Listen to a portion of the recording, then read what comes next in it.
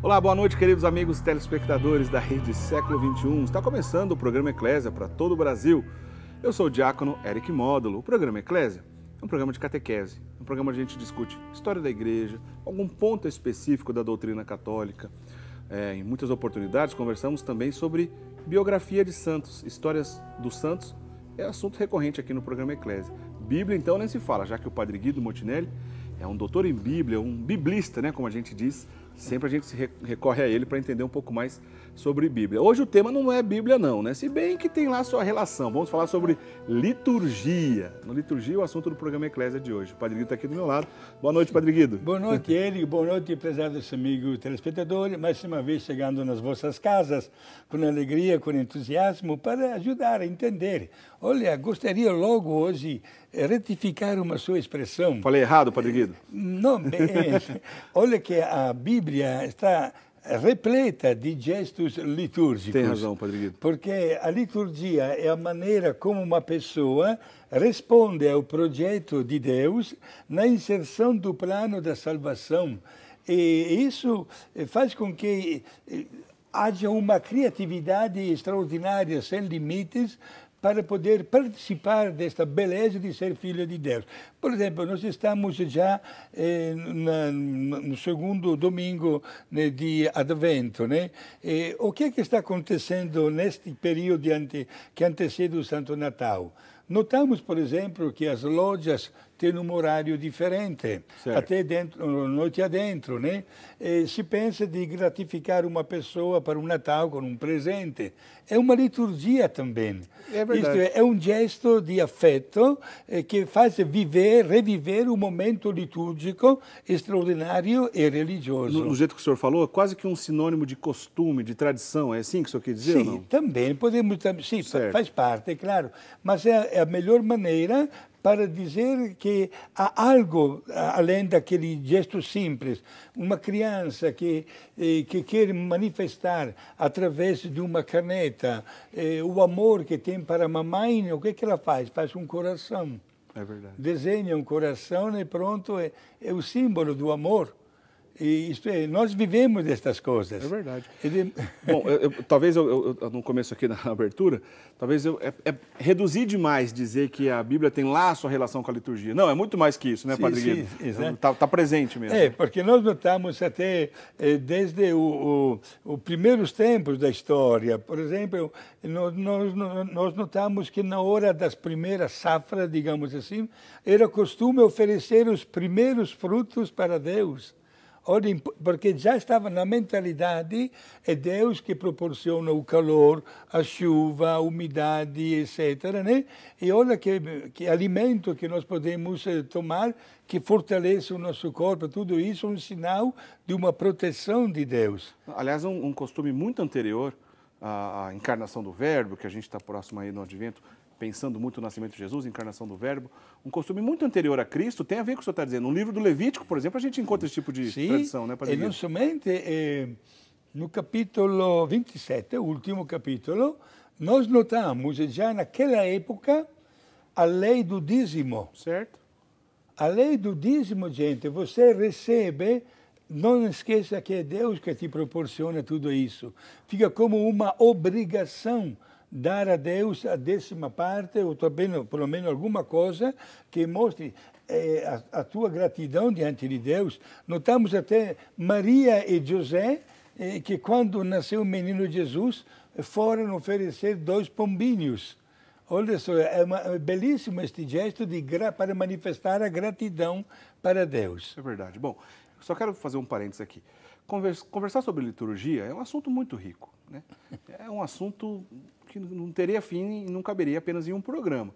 Então a gente vai conversar um pouco aqui, vamos dizer assim, sobre a tradição litúrgica na história da igreja, ou a liturgia na história, conversar sobre algumas curiosidades da liturgia, mas é impossível conversar sobre todos os aspectos relacionados à liturgia, porque é muito rico. Mas, Padre Guido, o senhor já deu aí sua introdução, o senhor até passou por isso. Na prática, ao pé da letra, o que significa liturgia? Vem da palavra grega também, é a fusão de 2 palavrinhas, né? Laios significa serviço público, comum, e urgione o trabalho, um trabalho público, um serviço público. O serviço público talvez seja o que mais se encaixa, não é Sim, isso? exato. E no sentido religioso, uma manifestação pública de gratidão a Deus, acompanhando a expressão da nossa fé. Talvez seria um serviço público que está relacionado com a relação com Deus. Com Deus, exato. Isso, por exemplo, na hora de pronunciar o nome da Santíssima Trindade, por exemplo, nós fazemos o sinal da cruz, porque colocamos logo o grande mistério da Trindade com o mistério da encarnação, paixão e morte e ressurreição de Jesus. Isto já existe um primeiro sentido litúrgico até no começo de uma qualquer nossa oração com o sinal da cruz. Claro, é o básico, né? O início, né? Tá certo. Exato. Por isso nós notamos que a igreja, usamos essa expressão, fala, né, com Deus e através da manifestação do povo. E o povo mantém sua cultura, suas tradições, suas belas cerimônias originais, que nem sempre se encaixam uma com a outra, mas que têm o seu grande valor. Por exemplo, na semana retrasada, nós perdemos, na minha congregação religiosa, perdemos um sacerdote que esteve aqui conosco ano passado. Ah, é verdade, o sacerdote indiano, né? Da Índia, sim, padre Roy. Certo. Veio passar um tempinho no Brasil para aprender o português, porque ia como missionário no país da Angola. Um acidente de trânsito, semana passada, ele perdeu a vida. Ontem vieram as fotografias da missa de corpo presente lá na Índia. Gente, o caixão tudo enfeitado, e não somente ele está com os paramentos sacerdotais, mas até com um cálice na mão. Uma tradição que nós aqui no Brasil, quando mora um padre, não fazemos. Mas lá na Índia tem um grande valor. Olha só, como também, né, tivemos que, digamos assim, acelerar as práticas para levar o corpo da Angola até na Índia, porque conforme uma tradição litúrgica da Índia, os familiares mais próximos fazem jejum até na hora do enterro. Olha só, são tradições, né, que nós não temos, mas são gestos repletos de muita fé, é um diálogo com Deus, uma partilha até na hora do sofrimento, e na qual tem que manifestar, naturalmente, não somente a aceitação do que acontece, mas também uma grande fé. E por falar da Índia, que o senhor acabou entrando nesse assunto, que foi muito providencial, tem tradições específicas na Índia, vamos falar sobre isso de ritos orientais aqui na sequência, mas tradições Malabar e Malankar, sim, que são tradições específicas de ritos orientais, que na Índia é muito comum. Talvez também a gente note um pouco dessas diferenças, que é provável que uma dessas tradições esteja relacionada, inclusive, ao funeral do seu confrade, que o senhor está dizendo aí. Com certeza. Porque ele era ritual, inclusive, ele celebrava, né? Exato. Ele estava habilitado para os dois, rito também, rito romano. Por isso, birritual, né? Exato, mas até pela fotografia, pelos paramentos dos padres que estavam celebrando, dá de ver que estava seguindo aquele rito. Interessante isso. Bom, rito, tradição, comunicação com Deus, resposta do homem a Deus, tudo isso tem a ver com liturgia, né, Padre Guido? Nós já, em poucos minutos, falamos sobre muitos assuntos, mas tudo isso está dentro de um contexto, sim, onde a liturgia, vamos dizer assim, é pano de fundo. Sim, porque é uma expressão da fé e do relacionamento da pessoa com Deus. Olha, quando você, Eric, se tornou diácono, obrigado mais uma vez pelo convite de participar. Eu fiquei encantado pelo rito litúrgico, né, da tradição maronita. Maronita, né? Exato. Inclusive, ao meu lado estava um outro padre e fazia várias perguntinhas: que significa este gesto? E ele me explicava: olha que fartura, que riqueza. Por exemplo, até o bispo pregar sempre com o crucifixo nas mãos. A cruz de bênção, né? Sempre. É um rito que nós não costumamos no rito romano. Vou explicar para os nossos telespectadores, para que fique bem claro o que o senhor está dizendo. Aliás, a gente assim já entra nesse assunto aqui das igrejas orientais, né, Padre Guido? Sim. Que faz parte aqui da nossa pauta que nós combinamos previamente. Bom, o rito romano, né, o rito latino, que é o mais conhecido, ele abrange cerca de 98% dos católicos do mundo todo, né? Então, no Brasil, quando a gente está acostumado, na grande maioria das paróquias, celebra-se no rito romano, né? Na parte latina da igreja. Só que a igreja católica não é só isso. Tem o restante, dividido entre os 2% de católico restante, dividido entre outras tradições orientais, né? Na prática, Padre Guido, todas essas tradições litúrgicas, elas estão divididas, então, entre os latinos e os orientais, dando um total de quantas, vamos chamar assim, igrejas, Padre Guido? Agora, seriam 24 ou 25? Eu acho que 24, porque com a criação da Eritreia deu 24, sim. 24 igrejas. E que são chamadas de igrejas sui iuris, né? Sui iuris, o que significa essa expressão sui iuris? Com um direito próprio, né? Com um estatuto próprio, in plena sintonia con il Papa. Gente non pensava, è del rito maronita, né, e portanto è separato. No, a sintonia con Roma è totale. Só que varia exatamente o estilo de manifestações de determinados atos, paramentos, por exemplo. Até o calendário litúrgico tem algumas variações. Tem, algumas, né? Festas mudam, as grandes festas não, né? De maneira geral não, mas alguma outra festa pode mudar durante o calendário litúrgico. Agora, é interessante que nós já começamos o papo por isso, Padre Guido. Então, igreja sui iuris, escreve sui juris, escreve, mas sim, se pronuncia iuris, de direito próprio. Sim. Todas essas igrejas compõem a Igreja Católica. Como o senhor bem disse, a gente não está dizendo aqui de outras igrejas. Não se trata de igrejas ortodoxas, são igrejas católicas. Falamos aqui agora há pouco, lembrando o seu confrade recentemente falecido, lá da Índia. Na Índia, por exemplo, as tradições Malambar, Malankar, tem, por exemplo, a tradição greco-melquita, que é a parte que teve grande influência na liturgia da tradição grega, porque depois que o Império Romano caiu lá no século V, né, a sede oriental da igreja em Constantinopla teve muita potência, cresceu demais. Então, a liturgia foi influenciada muito pela tradição grega lá em Constantinopla. Tá certo, Padre Guido? Sim, é verdade. Até por aí tá ok, né? Sim.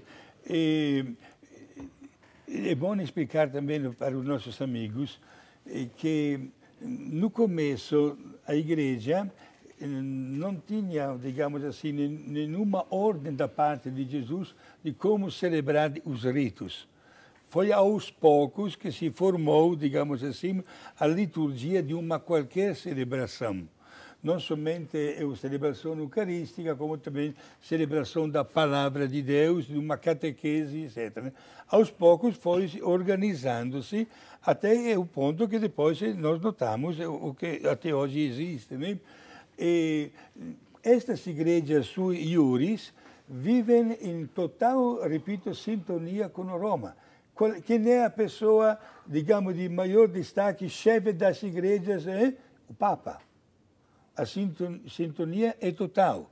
Isto é, toda a doutrina, todo, chama-se em grego o querigma, isto é, a mensagem da verdade, a catequese, os pontos dogmáticos, tudo em perfeita sintonia. Por isso, mantém somente as suas tradições, repito, né, com cerimônias um pouco diferentes, expressões também diferentes quanto ao enfeite de um altar, por exemplo, os paramentos, o calendário, como falamos antes, né, os cantos, etc. E, às vezes, a língua litúrgica. A língua também, assim, sim. Inclusive, olha, eu fico...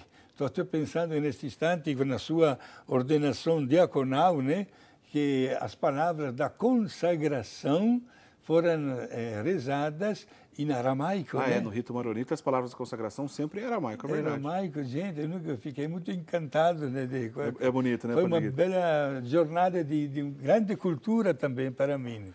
O que o Padre Guido está dizendo, então, para a gente encerrar esse assunto, encerrar não, né? Para a gente dar continuidade aqui na nossa pauta, que todas essas igrejas, 24, então, 98%, igreja latina.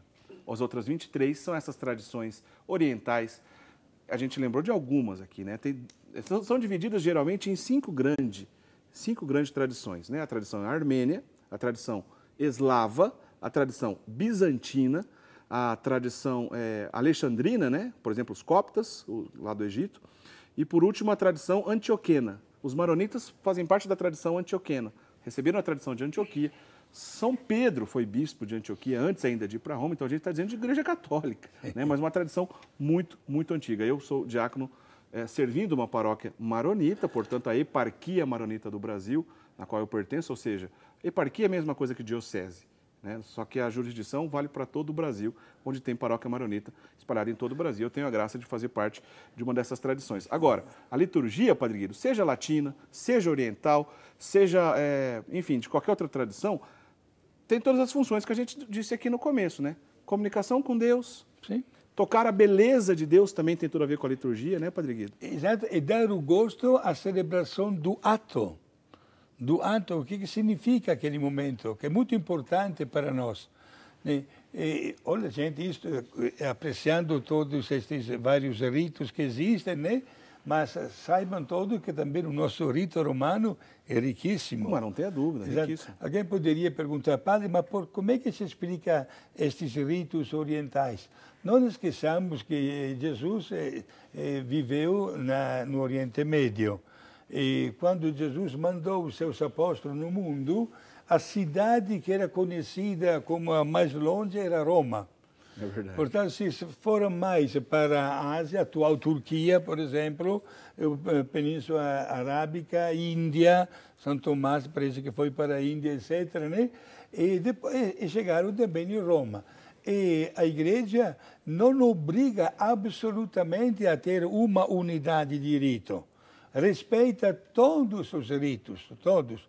Importante que esteja, claro, em total sintonia com a doutrina de Pedro, de Roma, do Santo Padre, o Papa, né? Respeita as várias celebrações e aprova também, né, plenamente também, estes ritos. É verdade.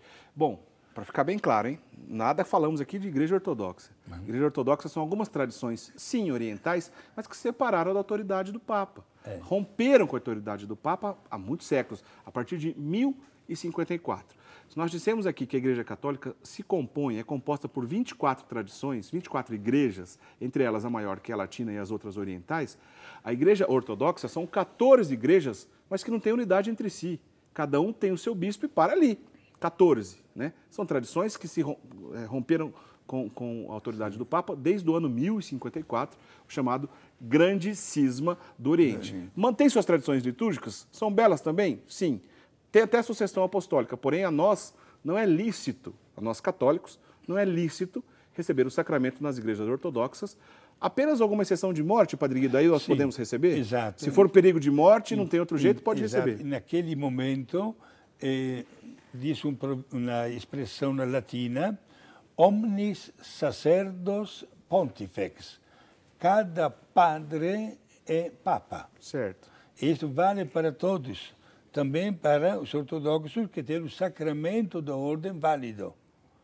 Certo? Só não é lícito para nós católicos. Exato, né? Mas é sacerdote, né? Quer dizer, se for perigo vai morrer, não tem jeito. Sim. E precisa receber, por exemplo, uma extremunção, aí pode-se recorrer a um sacerdote ortodoxo. Pode, não tem nenhum problema. E para ainda fortalecer esta sua expressão, é bom salientar que a Igreja de Roma, portanto, o rito latino, que se estabeleceu já com São Pedro, canonizou inúmeros santos e santas de outros ritos. Olha que bela comunhão, que belo intercâmbio, né, que nós notamos. Isto é para dizer que a Igreja sempre valorizou os outros ritos que produziram na história tantos santos e tantas santas. São Charbel, por exemplo, que é o padroeiro da minha paróquia, foi canonizado pelo Papa Paulo VI no ano 1977, sendo ele de uma tradição oriental, de um rito oriental. O Padre Guido disse bem claro, canonizações de santos de outros ritos, não de outra igreja. Né? O credo, a autoridade do Papa e os sacramentos fazem de todas essas tradições, todos são católicos, né? Porém, ritos diferentes. Padre Guido, a gente vai para o primeiro intervalo. Sim. Na volta, o senhor explica para a gente essa questão das cores. Sim. O que tem diferença entre os períodos do ano, as cores litúrgicas? Sim. O senhor comenta isso para a gente, por favor. Então a gente vai para o intervalo, já a gente volta, você não sai daí. A gente continua falando sobre liturgia no bloco seguinte. Até já.